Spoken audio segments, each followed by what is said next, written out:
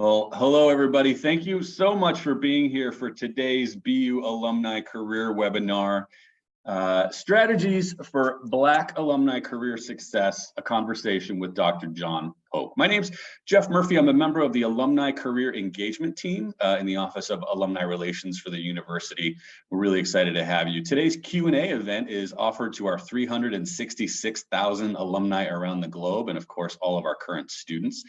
Throughout your career, BU is committed to helping you define and achieve your professional goals, and we aim to do this by providing everyone with access to a series of valuable online tools and social media communities.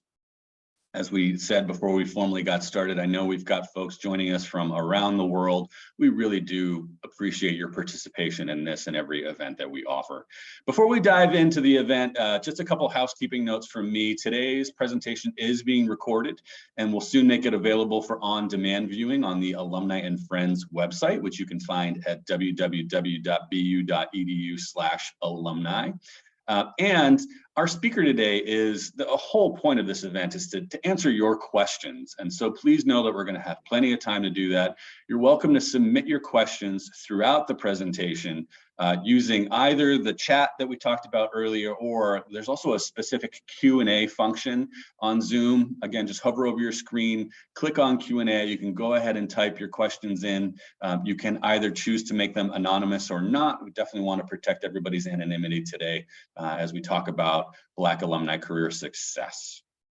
So with that, it's my absolute pleasure to introduce our guest speaker for the day, three-time BU alum, a BU parent, and also a former associate dean at Boston University, Dr. John Polk. John is founder and president of Directions in Coaching, an independent professional coaching consultation business focused on professionals and organizations who seek to make positive change in their lives, their careers, and their industry. John is also a cardiovascular surgeon with experience in multiple settings, private practice, academic medicine, and leadership.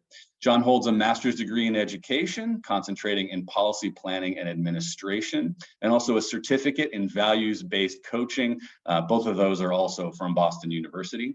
John has experience working with individuals and organizations addressing the challenges they face functioning in dynamically ever-changing environments. He has experience as an administrator working in what is, he was the associate dean of what is now the Chobanian and Avedsian School of Medicine at Boston University, coaching students, resident physicians, and faculty. His coaching strategy focuses on setting goals, creating outcomes, and managing personal and organizational change. John, I'm so thankful that you are here doing this session for us today for a really important part of our population. Would you mind getting us started by you've had such an interesting career. Would you mind telling folks a little bit more about how you went from being a surgeon to becoming a coach and all the different roles you've played at Boston University? Jeff, thank you for hosting me and inviting me to do this webinar. You have been very supportive throughout the development of this, and any success for this goes to you and your organization. Let me begin by saying the website that you have, I actually discovered this by looking at your website. You have over 1,000 webinars, over 100 webinars on your site. And they are extremely helpful. As a matter of fact, I've used those in my coaching practice. So the question was, how did I go from being a surgeon to being a coach? Well, it was a fairly direct route. I retired from clinical practice in 2006. And in 2007, I took a job as an assistant dean in student affairs at the School of Medicine, at my School of Medicine, BU. And being a new member of the department, not having a lot of expertise at working specifically with students, I was assigned the challenging students, the students who had behavioral issues and the students who had academic issues. And to a certain extent, they were sometimes simultaneous, they were concurrent. And in order to do that work, I knew I needed some expertise. So that was the source for my master's in education. As a result of my master's in education, I got more involved with this process. And the Physicians Health Service of the Mass Medical Society were working with physicians who had behavioral issues. And they asked me if I would be interested in coaching. So I says, sure.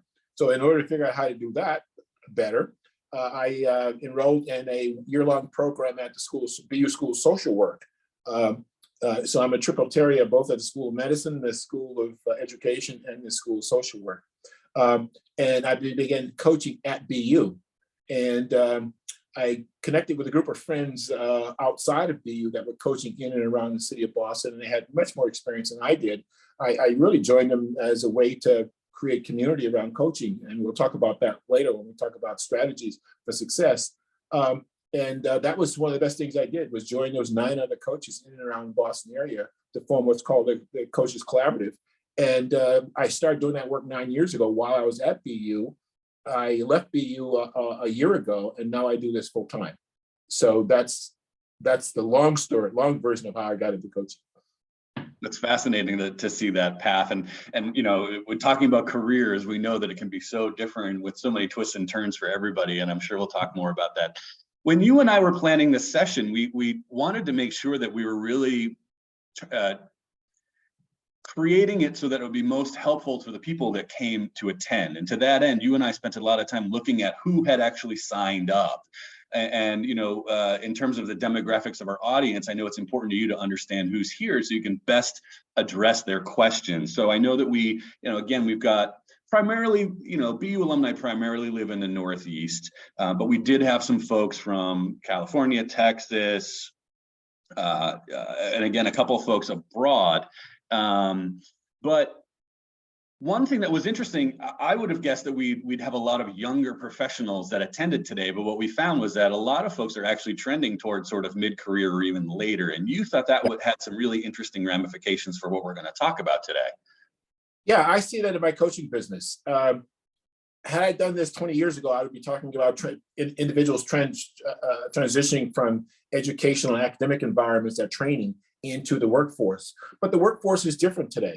No one keeps a job 20, 30 years anymore. There's a lot of transitioning within one's career, as I described in my career, even at my stage. So people are transitioning within careers, and they're also transitioning out of careers into what we call the encore careers, something that they really like to do. And I spend a lot of my time working with individuals at different stages in their careers.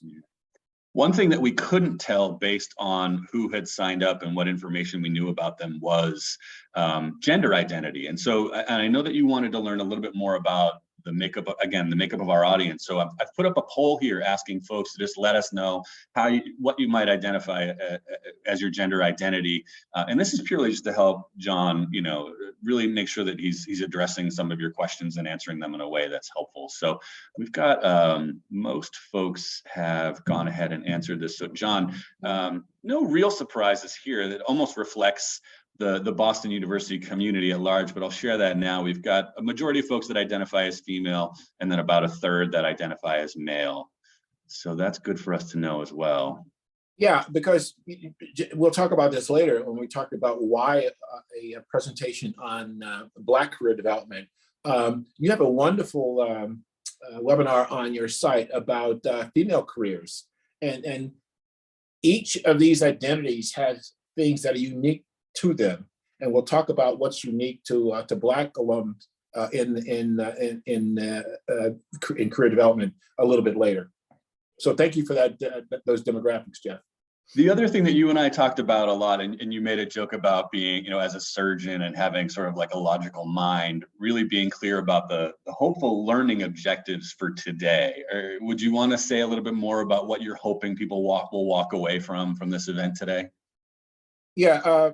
I spent a fair amount of time. I spent 2 years in School of Education, and they're very big on learning objectives and goals. And I picked 3. We'd like to really provide the audience with some tools and strategies and begin to think about challenges, how to address challenges that they face in the workforce, particularly with respect to career transitioning, and provide some insight for those who are not Black, or those who work with individuals who are Black, and give them some insight into the challenges that they face. And finally, I'd like to introduce this whole idea of what professionalism in coaching is all about. most of the work that I do is in healthcare leadership, and in education. But yeah, as you'll hear later, it applies to many fields. Most of the principles that we have in coaching today come from the business world, so they're applicable in the business world as well. So what the event that you and I have put together here, we're going to kick things off with just some ice-breaking questions to get the audience thinking.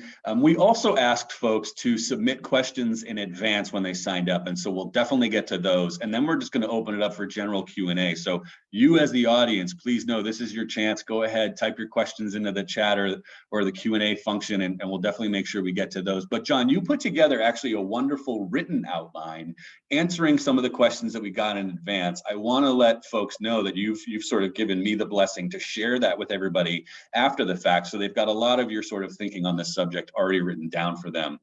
So thank you for doing that. You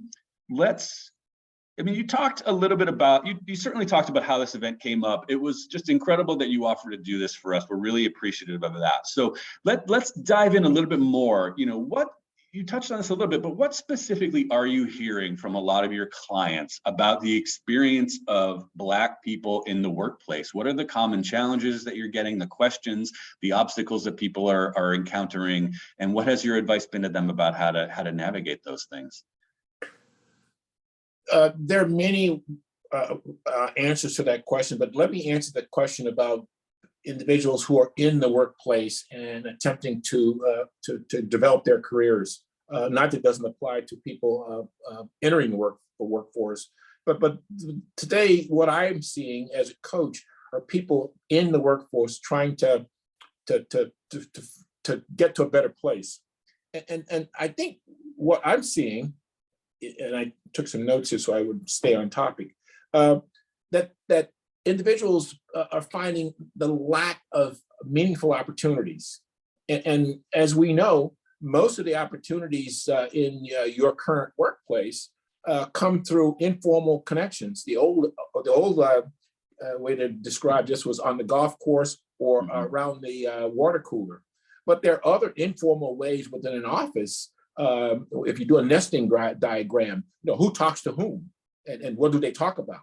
Well, those informal conversations can get you recognized as someone in the office who may have a special skill, who have a special interest, who have a special talent. So those informal conversations become extremely important. And if you're not part of those conversations for any reason, your identity or any other reason, your persona, you're an introvert and you think those are important, those are, when I coach individuals who are introverts, I says, you may be an introvert, but unless you're involved in these conversations, you're practicing what we call self-limiting behavior. The other thing that we find in organizations and institutions, and I'm talking about the overall majority of organizations and institutions, is lack of support for individuals to advance their careers. And I'm talking specifically about things such as mentoring, things such as financial support or some kind of structure to advance your knowledge within your field. Those kinds of things are extremely important to advance your career. And finally, we find these behaviors predominantly in, and I'm not going to talk about the toxic environments, but I'm talking about what I would like to refer to as the unenlightened environments, work environments, where organizations and institutions don't understand that their employees are their greatest resource. I mean, if you look at the Harvard Business Review over the last 12 to 24 months, we're shifting from a paradigm of the customer is always right or the customer is prime to the employees are prime, because they actually are. Thanks for that question, Jeff. Sure. So the other thing that you touched on early, and I want to give you another chance to sort of address this, was the idea, and you and I very much wanted to be clear about this, what is it that's unique for Black professionals in advancing their careers that's different from what the challenges are that anybody might face? And you had said something to me about a story that your father used to tell about. Yeah. I hope none of my siblings are on this webinar. My father used to talk about Black excellence and working hard. And when things don't go wrong for you, Blacks, I grew up in the South, and Blacks are the canary in the coal mine. I mean, they are a signal that there's something larger wrong.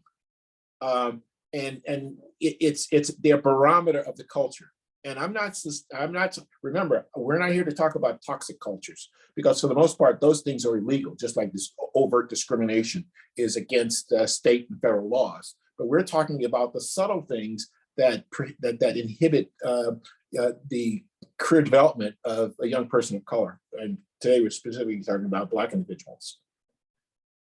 So yeah, that whole idea of you being the barometer, not of enviable position when we're talking about detrimental things.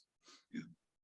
So the other thing that keeps coming up when you and I have talked is just this idea of bias. And I'd love for you to explain more about what your sort of personal take on what bias is and how it's showing up for folks in the workplace. Let me see if I can find my definition of bias here. I thought you had it just ingrained in your brain. It is, but I don't want to. I want to just be clear, perfectly clear. Yeah. Bias is an irrational set of thoughts around an arbitrary selected group of metrics. And we're going to talk about hopefully talk about confirmational bias in a few minutes, right? To the disadvantage of another person or another group. That's bias. And when they're directed at or the recipient of this way of thinking is by a race, that meets my definition of racism de facto. And remember, I said arbitrary. Right. Okay. These are metrics that are selected. Yeah. So, John, I think it's a great time for us to dive into some of the questions that came in from our guests when they signed up. And again, I want to let folks know, please, whatever questions you've got for John, please go ahead and put them either in the chat or in the Q&A box. But John, one question that came in was, what is your best advice for Black leaders who are facing resentment from their subordinates at work? Number one, don't take it personal. Okay. Leadership is, those of you who are in leadership understand this. Leadership is a unique position within an organization that requires a whole different mindset and an entire different set of skills. This became perfectly true to me, clear to me when I became an associate dean. I always consider myself a worker, but now I'm an associate dean. I'm a decision maker. It's a different way to look at things. It's been said that the number one responsibility of a leader is to look out for the people that report to them. Now, whether they like you or not, that's still your responsibility. And some would say that may be a way to get them to like you. Okay, we can talk about the implications of that at a later point in time. But in order to do that, I use two words. I use empathy and compassion. You have to understand the people who work for you, what their motivations are, why they work here, what their capacities are, what they do, what their aspirations are. But you also must have compassion. And compassion is empathy in action. Once you understand a person, how can you help them? It's sort of like, empathy is I understand the person's in the ditch. Compassion is I want to help them out of that situation. And that generates trust, and as a result, respect. And respect is the key commodity for leadership, for any leader or in any capacity. I hope that was kind of an answer that people can wrap their heads around.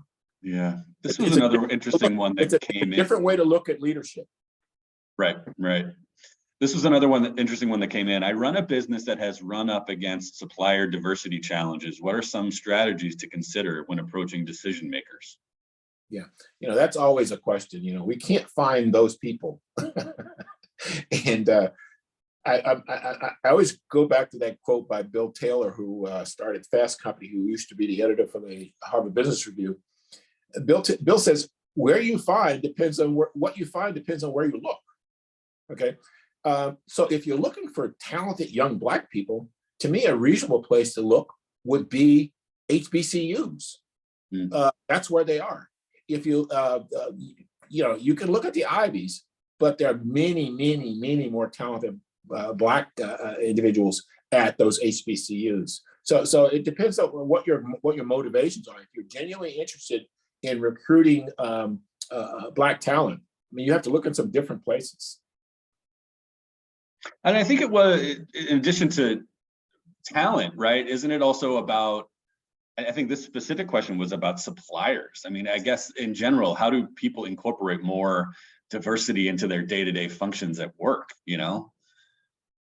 That's not how I understood that question. I understood, I do a lot of corporate stuff. So I was thinking that question was directed at individuals who contract with other people, and those suppliers aren't diverse, don't have diversity in their makeup. Right. That was my answer to that particular aspect of the question. If you'd like to, if someone on the chat would like to ask me a different iteration of that question, I'll be happy to entertain it. Perfect, thanks. So this is another one that came in. Do you recommend pursuing a career in a field that you feel is more financially profitable, or a field you truly enjoy, or attempt to find that perfect blend of the two? I subscribe to the passion philosophy.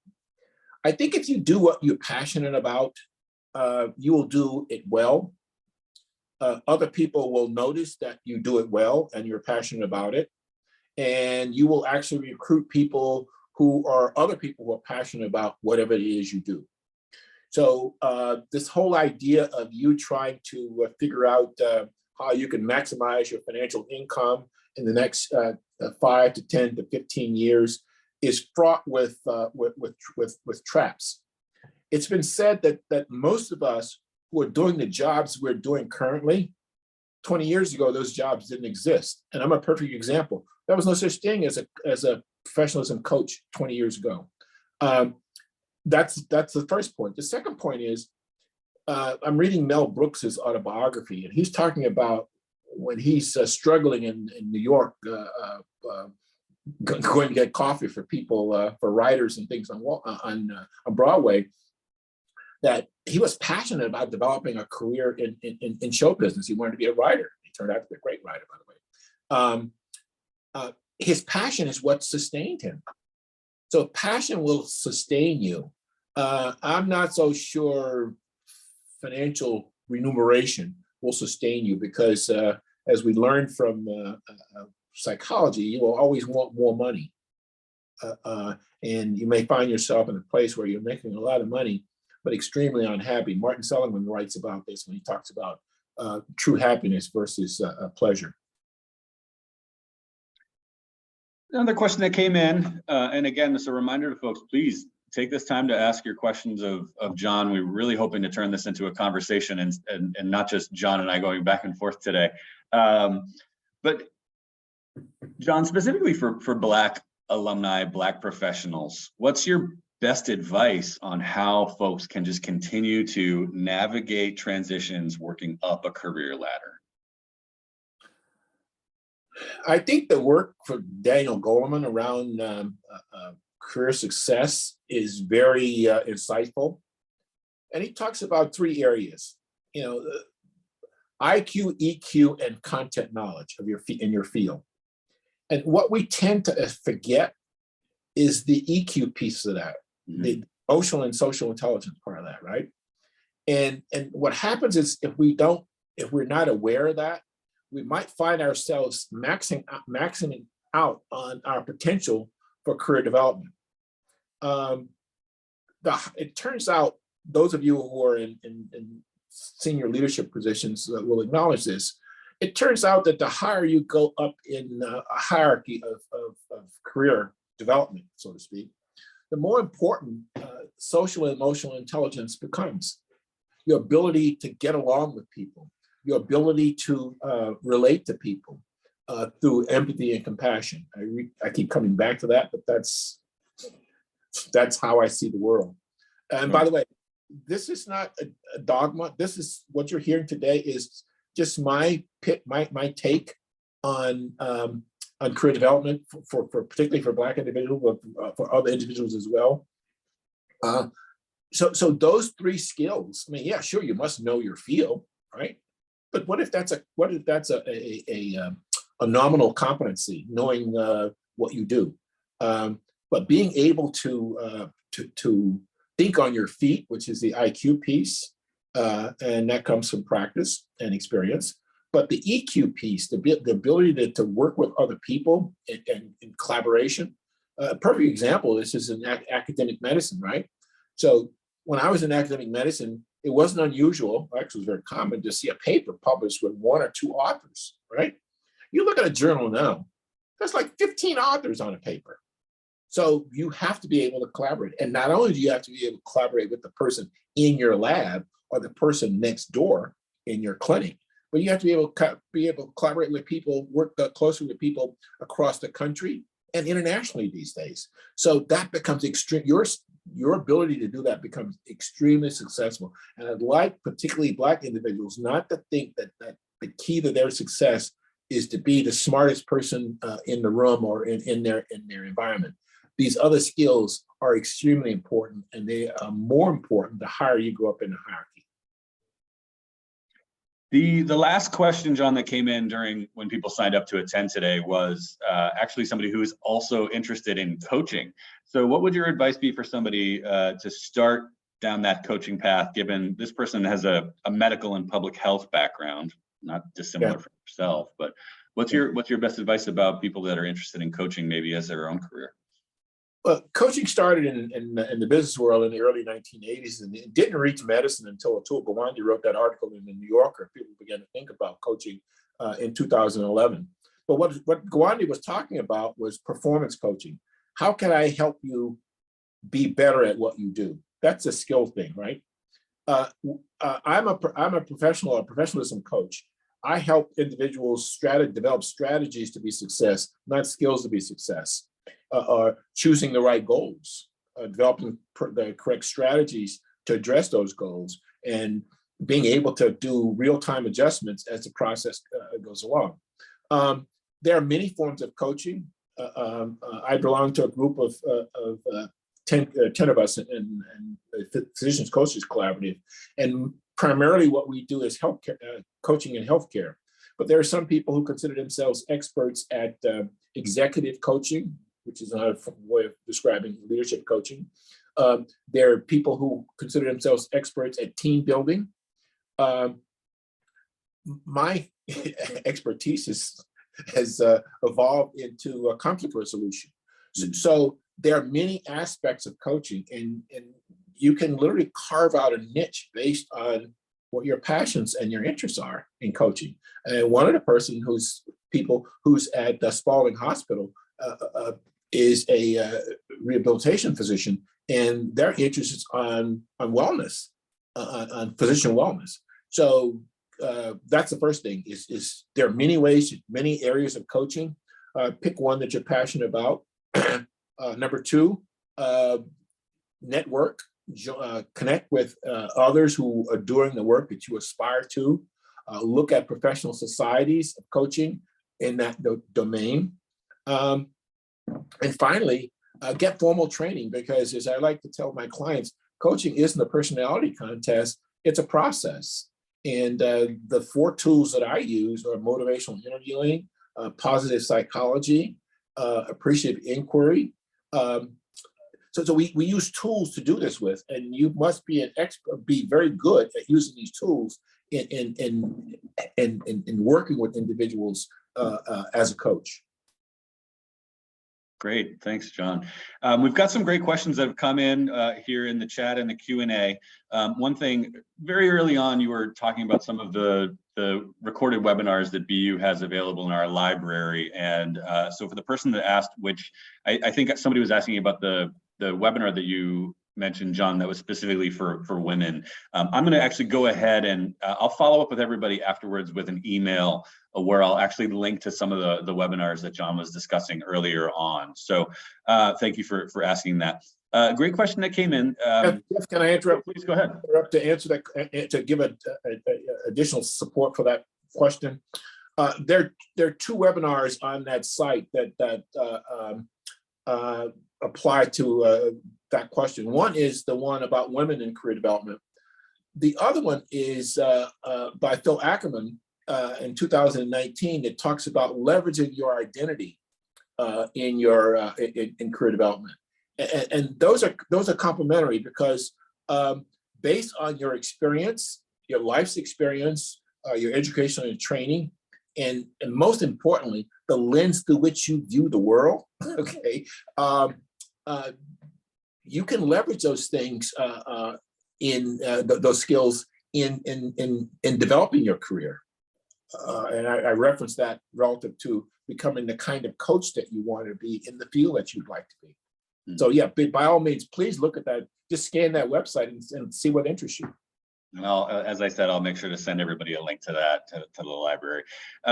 This is a great question that came in. That's sort of like a universal career question, and I'll be curious to hear if your take is different specifically for Black people.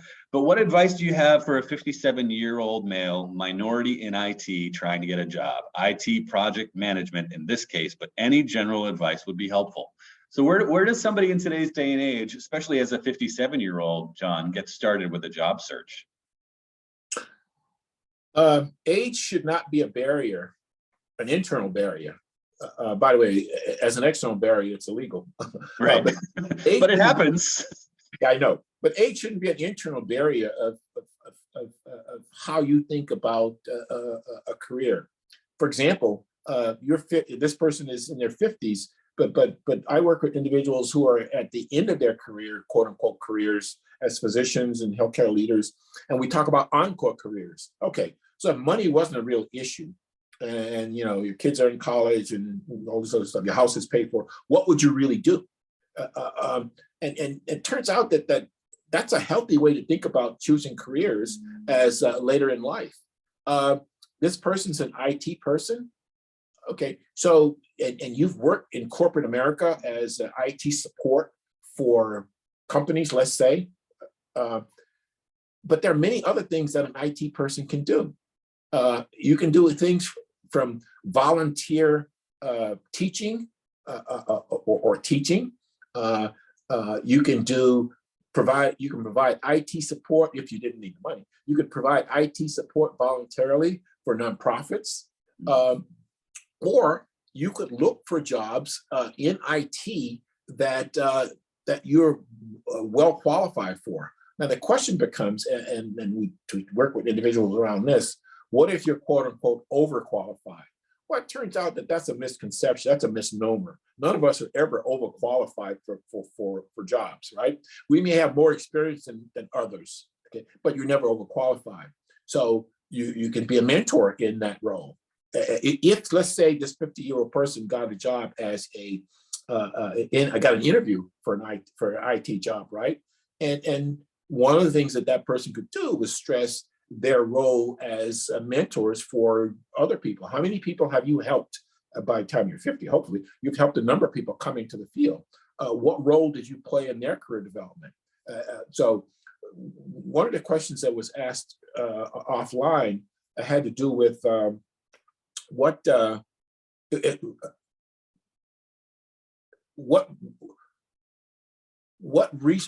when you apply for a job, what things are important in terms of that you bring? Oh, this was in that piece, that website, that webinar on your identity, right? Bringing your identity to your job, right? Mm-hmm. This whole idea of creating value. And that's what this 51-year-old person should think about when they look at a job. What value do you bring to that job? Okay, and that's kind of like the job description. But a friend of mine, Jonathan Woodson, who's a brilliant guy, and I admire him immensely, is not only the value that you bring, what added value do you bring to that job? So I would encourage this 51-year-old person, we can talk about this offline if you like, you have my contact information, is what if you see a job that interests you, look at that job through the lens of what value do you bring to that job? And equally important, what added value would you bring to that job? And you'll see that you're probably not overqualified as a 50-year-old person with 25 years of experience in IT. Another great question that came in the Q&A here.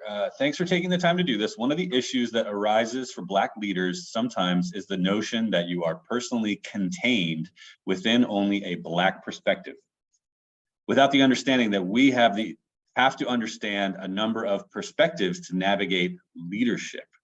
So the idea that Black leaders are contained with only a Black perspective, John, how do you message this to others as a necessary skill, like letting people know that we all have to navigate a bunch of different perspectives to navigate leadership? So I'm going to piggyback on the answer to my last question about this whole idea of added value. And I assume that person is describing being a Black leader in a quote unquote predominantly white institution. I had the privilege of doing that. I was the Associate Dean for Diversity and Inclusion at BU School of Medicine for 3 years. At that level, you are in leadership, okay. But you're interacting with all of the department chairs and all of the center directors, as well as your fellow deans of academic affairs, student affairs, medical education, alumni affairs. So you're interacting with people in other positions of leadership. So the question becomes now, as the Black Dean of Diversity and Inclusion, Equity and Inclusion, what can you bring to that cohort of people, right? That might be beneficial to them. And so I'm going to suggest that you can bring some leadership skills that you have that everybody in that cohort may not have, number one. The second thing is you may bring a perspective because of where you sit relative to their chairs, where they sit. You may be able to bring a perspective to them that they might find invaluable. Okay. Great. So here's the reverse answer to that. So I go to the chief of medicine to convince the chief of medicine that now I'm the new dean of diversity and inclusion, that he should buy into my philosophy. And very quickly, that conversation turns into a conversation about leadership, about senior leadership, and the challenges that I would face as senior leadership. So that conversation wasn't about diversity. It wasn't about medicine, and he was chief of medicine. That conversation was about really, for lack of a better term, educating me about leadership. So you, in addition to doing the things that you're expected to do by being quote unquote Black or your identity, be it LGBTQ or Asian or whatever your identity is, you have a lot more value to your company. Remember we talked about added value? You have a lot more value to your organization and your institution than just staying quote unquote in your lane. Added value is what people are looking for today. And when I was hiring people in my office of diversity, equity, and inclusion, yeah, we got them. We got their attention by the job description. But my real question was, okay, so what else can you do for us in an original kind of way? Great. This was another, somebody asked a question thinking that we might not want to ask it because it was so incredibly specific or personal, and it's not the case at all. I think it's a great question, whoever asked. This person is getting interviews, getting great feedback from recruiters and the HR department, only to then, the hiring manager decides to go in another direction. And I'm wondering, John, what your feedback is to somebody that's, doing great in the interview, but just never seems to land the job. Okay. That person knows what the answer to that question is. You need to find out why you're not getting a little more traction. And the best place to get that traction is from the people who are doing the interviews. It can be formally through HR, or it could be one of the persons that you connected with during the interview process. Let's say you were interviewed by 5 people individually. And you get this letter from the director of HR saying, you were great, you're wonderful, we loved you. However, we've decided to go in another direction. Well, the second person that interviewed you may have been very fond of you, or you may have been very fond of them. And that may have been a connection there, right? you may want to reach out to that person, and the person might say, well, gee, you showed up without a tie on, kind of thing. Whatever, you need feedback. You need feedback. And it turns out that feedback is a bigger issue, that some of us don't like to hear negative feedback, right? Well, that's the area, I have a great Viktor Frankl quote, but that's the area of growth, is negative feedback. So take that feedback and process that feedback. And if you get that feedback, you've had a number of interviews, you had 4 or 5 interviews, and you can get feedback in some way from those interviews, it will be quite apparent to you what the problem is. Is there anything to be done, though, if one suspects that it's actually about bias? Discrimination, of course. Right, exactly. That's a state law. That's a state and a federal law. My brother used to be, I hope he's not on this call, my brother used to be a director at EEOC a number of years ago in New Orleans. Yeah, that's a federal law. But I'm not talking about the egregious things. I'm saying, you go on 8 interviews, and people talk about, of those interviews, 4 of them talk about how wonderful you are, but you don't get a job. There are several. If I were coaching an individual, that would be the first thing, to find out what the problem is. Second thing is, if I'm so wonderful, are you going to hire somebody over the next year? Can I go on a waiting list? Those kinds of things. Yeah. This is another great question that just came in. I'm so glad somebody asked it. John, you mentioned you've been kind of informally coaching people forever. Formally as a coach, is more recently. But I'm wondering if any of your career advice or perspective has changed or been tweaked in the post-pandemic environment. This person's assuming there's greater competition for positions, given the great, retirement that we're seeing, the great resignation. Has any of your advice changed since we've entered the pandemic? Let me say that the post-pandemic environment is a reflection of the pre-pandemic environment in many, many ways.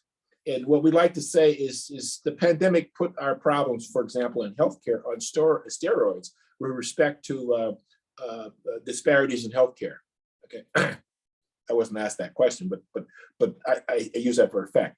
No, my advice hasn't changed. I think the opportunities, because the culture has changed. We used to talk about people wanting to stay at a job for 20 years. Now they want to stay at a job for 10 years. Post-pandemic, people are talking about changing jobs after a year.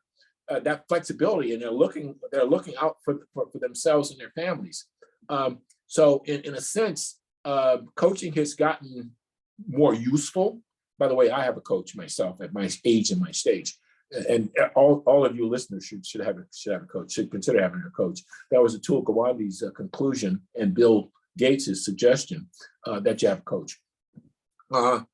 So no, my advice had, the way I approach people regarding coaching isn't different. I think the opportunities are broader, and just as I talked about that 51-year-old person, who was in IT, doing a certain domain in IT. Yeah, start your own IT company. That may have been something that person never thought of before. Great. Well, John, we've gotten some great questions from the audience, but we've hit the end of our list here. Thank you so much for taking time to do this today. So here's a great one that just came in. So what's the best way of getting a coach, John? Other than emailing you. That may not be the best way. It's like a restaurant, right? So how do you find a restaurant in your town? You ask around, and you'll be surprised the number of people who've been coached. It's not something that they advertise. We encourage people to advertise it, because most people that I work with find it helpful, right? But ask around to who's helpful. The International Coaching Federation has a list. I'm a member of that. Has a list of coaches by geographical area. You can do that. But I would really ask people to ask individuals, particularly in leadership that they've been associated with, about their experiences coaching. Have you been coached? And if so, what was the experience like? Would you recommend that person as a coach? Yeah. Selfishly, I would also add, John, you've been so generous in highlighting some of the other webinars that are in the BU Alumni Career Library. over 100 of them in there. Almost all of them are done by BU alumni who are now career coaches, and some really great people. And so a great thing to do might just be to check out that library and see somebody talking about issues that are important to you and see if there's a fit. Because I guarantee you, majority of these coaches are seeing people online, no matter where you live. So that's one last tip.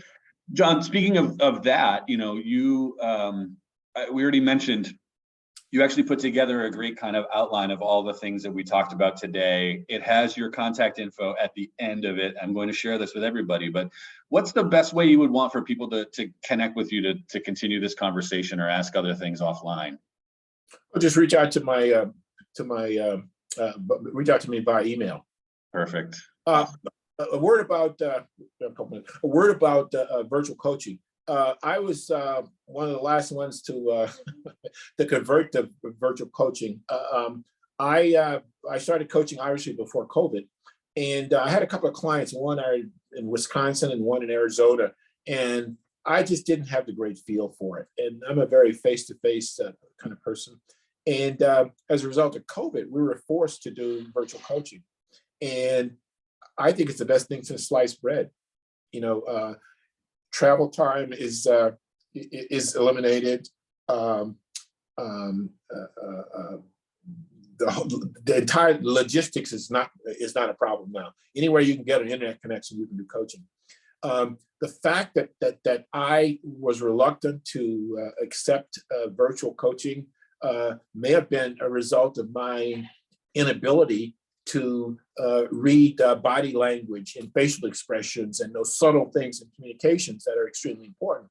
But now that I have gotten really decent at it, I think I could do it better almost virtually than in person.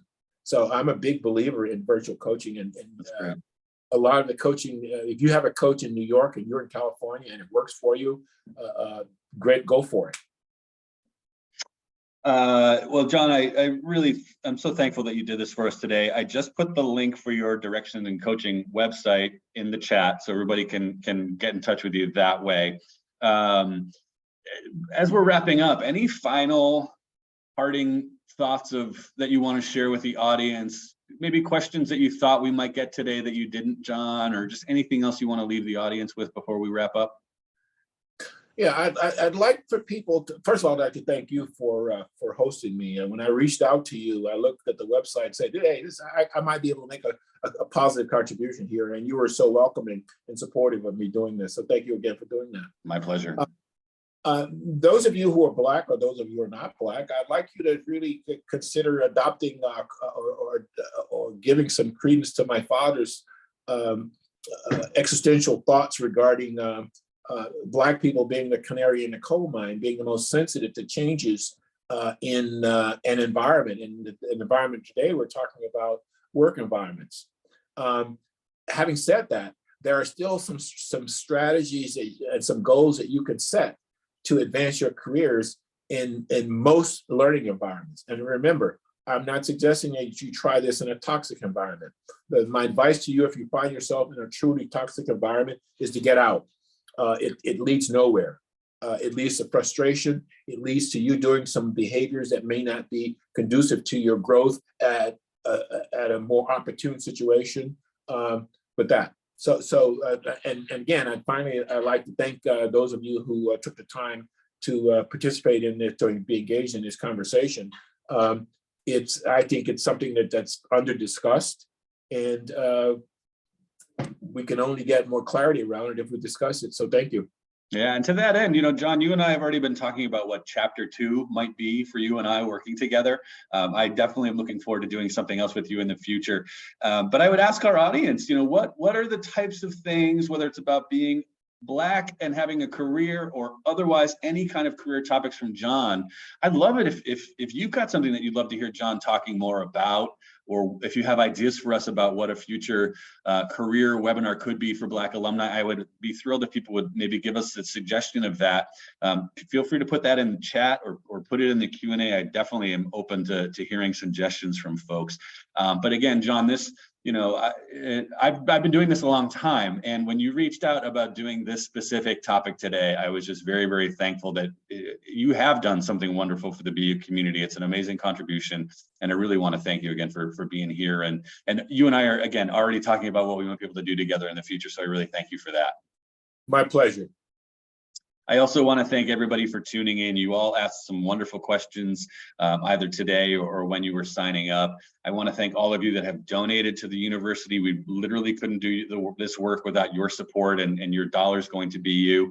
I want to make sure that all of you, a great way to find a new job is by doing some networking. And to that end, I want to make sure, if you haven't yet, that you all join BU Connects. This is the university's private university-only networking and mentoring platform. It's a great place to make some connections, find people in your industry, or even, John talked a lot about mentoring today, either being a mentor or having a mentor. That's all something that you can accomplish on BU Connects.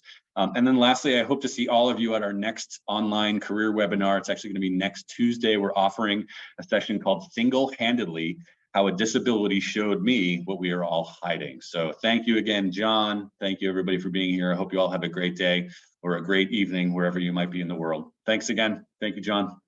Take care.